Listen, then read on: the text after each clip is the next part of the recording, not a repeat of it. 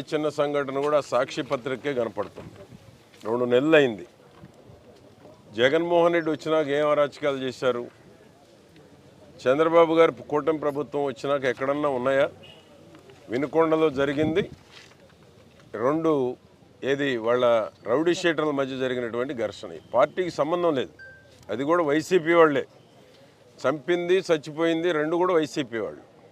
రాష్ట్రంలో ఈ రోజు కూడా 36 హత్యలు జరిగాయని చెప్పేటువంటి అబద్ధాల పాలకుడు జగన్మోహన్ రెడ్డి. 36 ఎక్కడ చనిపోయారంటే ఇంతవరకు లిస్ట్ ఇవ్వాల. సిగ్గు కూడా లేదు జగన్మోహన్ రెడ్డికి.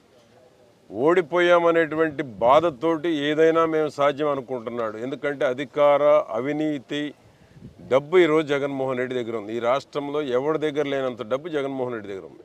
ఎందుకంటే అవినీతి డబ్బులు. పేదవాడి రక్తాన్ని తాగాడు.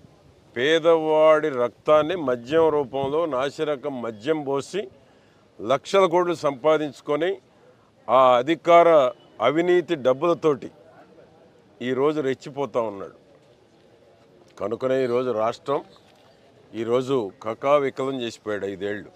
దాన్ని గాడిలో పెట్టాలంటే చంద్రబాబు గారు ఈరోజు వచ్చిన 2 నెలల్లో అష్టకష్టాలు పడి గాడిలో పెడతా ఉన్నాడు. రాష్ట్రంలో బ్రహ్మాండంగా ఉన్నాయి శాంతి భద్రతలు. ఆ సాక్షి మీడియా, సాక్షి పత్రిక కనపడ్డట్టు ఎక్కడ కనపడటం లేదు.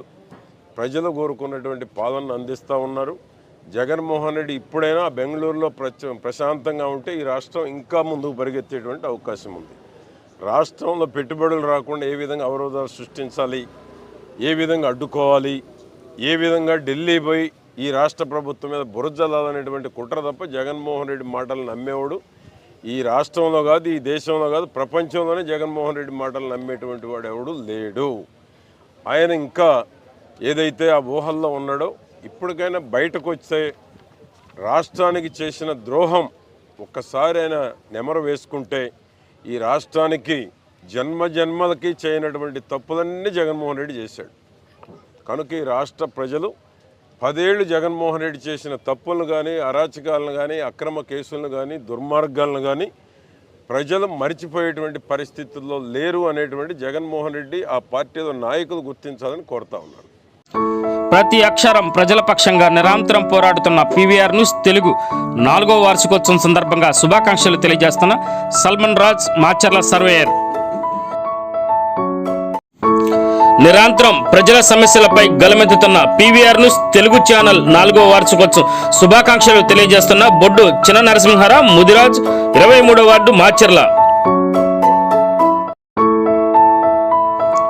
పల్నాడు ప్రజల సమస్యలపై నిరంతరం పోరాడుతూ ప్రజల మన్ననలు పొందుతున్న పీవీఆర్ న్యూస్ తెలుగు 4వ వార్షికోత్సవం శుభాకాంక్షలు తెలియజేస్తున్న మాచర్ల చక్రధర డిగ్రీ కళాశాల ప్రిన్సిపల్ కుర్రి సాయి మార్కొండారెడ్డి.